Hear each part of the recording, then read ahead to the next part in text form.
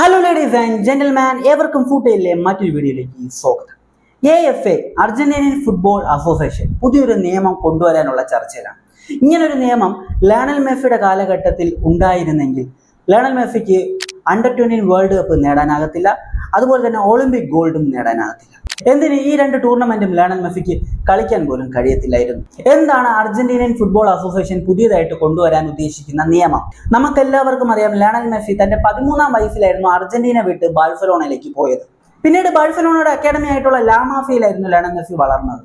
അതിനുശേഷം Lionel Messi അദ്ദേഹത്തിന്റെ ആദ്യത്തെ പ്രൊഫഷണൽ കോൺട്രാക്ട് ഇട്ടത് ബാഴ്സലോണയ്ക്കൊപ്പമായിരുന്നു. ബാഴ്സലോണയ്ക്ക് വേണ്ടി വലിയ നേട്ടങ്ങൾ സ്വന്തമാക്കി കൊടുത്തു. അതിനുശേഷം PSG-യിലും ഇന്റർ മയാമിയിലും വലിയ നേട്ടങ്ങൾ ലയണൽ മെസ്സി സ്വന്തമാക്കി. അർജന്റീനിയൻ നാഷണൽ ടീമിന് വേണ്ടി വേൾഡ് കപ്പ്, കോപ്പ തുടങ്ങി വലിയ നേട്ടങ്ങൾ മെസ്സി നേടി. അർജന്റീനയ്ക്ക് വേണ്ടി ഏറ്റവും കൂടുതൽ ഗോളും അസിസ്റ്റ് നേടിയ താരം ലയണൽ മെസ്സിയാണ്. അതുപോലെ തന്നെ അർജന്റീനയുടെ യൂത്ത് ടീമിന് വേണ്ടി അണ്ടർ-20 വേൾഡ് കപ്പും ഒളിമ്പിക് ഗോൾഡും മെസ്സി നേടിയിരുന്നു. അർജന്റീനിയൻ ഫുട്ബോൾ അസോസിയേഷൻ AFA പുതിയതായിട്ട് കൊണ്ടുവരാൻ പോകുന്ന നിയമം, ഇനി മുതൽ ആദ്യ കോൺട്രാക്ട് അർജന്റീനിയൻ ഫുട്ബോൾ ക്ലബ്ബുകൾക്ക് വേണ്ടി ഇടുന്ന താരങ്ങളെ മാത്രമേ അർജന്റീനിയൻ യൂത്ത് ടീമുകളിലേക്ക് വിളിക്കത്തുള്ളൂ. അതായത് ആദ്യത്തെ പ്രൊഫഷണൽ കോൺട്രാക്ട് അർജന്റീനിയൻ ഫുട്ബോൾ ക്ലബിനൊപ്പം സൈൻ ചെയ്തിരിക്കണം. ലയണൽ മെസ്സിയുടെ ആദ്യത്തെ പ്രൊഫഷണൽ കോൺട്രാക്ട് ബാഴ്സലോണയ്ക്കൊപ്പമായിരുന്നു. അങ്ങനെ നോക്കുകയാണെങ്കിൽ ലയണൽ മെസ്സിയുടെ ആ ഒരു കാലഘട്ടത്തിൽ ഈ ഒരു നിയമം AFA കൊണ്ടുവന്നിരുന്നെങ്കിൽ മെസ്സിക്ക് അണ്ടർ-20 വേൾഡ് കപ്പും കളിക്കാൻ കഴിയത്തില്ല, ഒളിമ്പിക് ഗോൾഡും നേടാൻ കഴിയത്തില്ല. അർജന്റീനിയൻ ഫുട്ബോൾ അസോസിയേഷൻ എന്തുകൊണ്ട് ഇങ്ങനൊരു നിയമം കൊണ്ടുവരുന്നു? മറ്റ് രാജ്യങ്ങളും ഇതുപോലൊരു നിയമം കൊണ്ടുവരാനുള്ള സാധ്യതയുണ്ടോ? ഈ നിയമം ഏത് രീതിയിൽ ഗുണം ചെയ്യും? വളർന്നു വരുന്ന യുവതാരങ്ങൾക്ക് ഈ നിയമം ഗുണമോ ദോഷമോ? വളരെ വ്യക്തമായിട്ട് നമുക്ക് നോക്കാം. അർജന്റീനിയൻ ഫുട്ബോൾ അസോസിയേഷൻ ഇങ്ങനൊരു നിയമം കൊണ്ടുവരാനുള്ള കാരണം വെറും 16 വയസ്സ് മാത്രം പ്രായമുള്ള ലൂക്കാസ് കാർലോട്ട എന്ന ഒരു അർജന്റീനിയൻ താരമാണ്. അർജന്റീനിയൻ ക്ലബ്ബായിട്ടുള്ള റിവർ പ്ലേറ്റിന്റെ അക്കാഡമിയിലൂടെ വളർന്നു വന്നിട്ടുള്ള താരമാണ് ലൂക്കാസ് കാർലോട്ട. വലിയ പൊട്ടൻഷ്യൽ ഉള്ള ഒരു താരമാണ്. ലൂക്കാസ് കാർലോട്ട അർജന്റീനിയൻ ക്ലബ്ബായിട്ടുള്ള റിവർ പ്ലേറ്റിന് വേണ്ടി കോൺട്രാക്ട് സൈൻ ചെയ്തതിന് പകരം നേരെ യൂറോപ്പിലേക്ക് പോയി, ഇറ്റലിയിലേക്ക്. ഇതാണ് അർജന്റീനിയൻ ഫുട്ബോൾ അസോസിയേഷൻ ഇങ്ങനൊരു നിയമം കൊണ്ടുവരുന്നതിനെ കുറിച്ച് ആലോചിക്കാനുള്ള കാരണം. സംഭവം എന്താണെന്ന് വളരെ വ്യക്തമായിട്ട് പറഞ്ഞുതരാം. അതായത് ഒരു കുഞ്ഞു താരത്തെ വളർത്തിയെടുക്കുക എന്നതാണ് പല അക്കാഡമികളുടെയും ജോലി. അപ്പോൾ റിവർ പ്ലേറ്റ് പോലെയുള്ള അർജന്റീനിയനിലെ മികച്ച ടീമുകൾ അവരുടെ അക്കാഡമിയിലൂടെ കുറേ അർജന്റീനിയൻ താരങ്ങളെ വളർത്തിയെടുക്കുന്നു.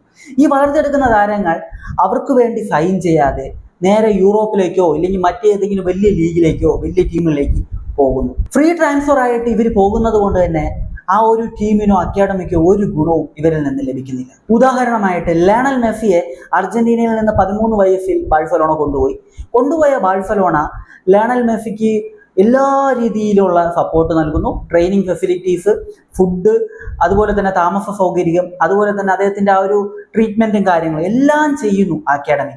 അവസാനം ലയണൽ മെസ്സി ആ ഒരു ബാഴ്സലോണയ്ക്ക് വേണ്ടി കോൺട്രാക്ട് സൈൻ ചെയ്യുന്നതിന് പകരം വേറെ ഏതെങ്കിലും ടീമിന് വേണ്ടി കോൺട്രാക്ട് സൈൻ ചെയ്താൽ എങ്ങനെ ഉണ്ടാകും? ഫ്രീ ട്രാൻസ്ഫർ ആയിട്ട് ലയണൽ മെസ്സി വേറെ ടീമിലേക്ക് പോയി കഴിഞ്ഞാൽ ആ ടീമിന്, അതായത് ബാഴ്സലോണയ്ക്ക് ഒന്നും കിട്ടത്തില്ല.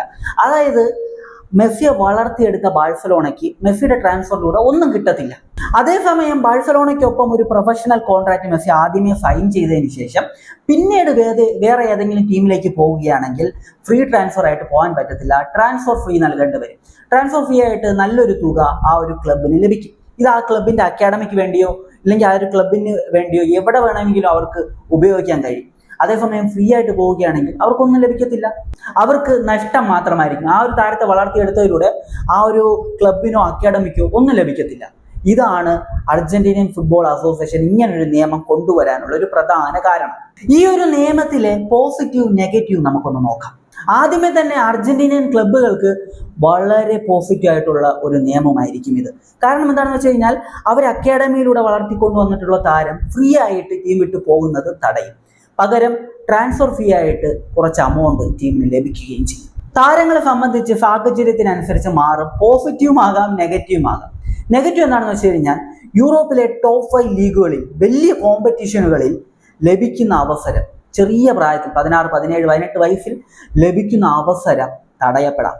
ഈ ഒരു നിയമം അങ്ങനെയുള്ള ഒരു അവസരത്തെ തടയാനും കാരണമായേക്കും.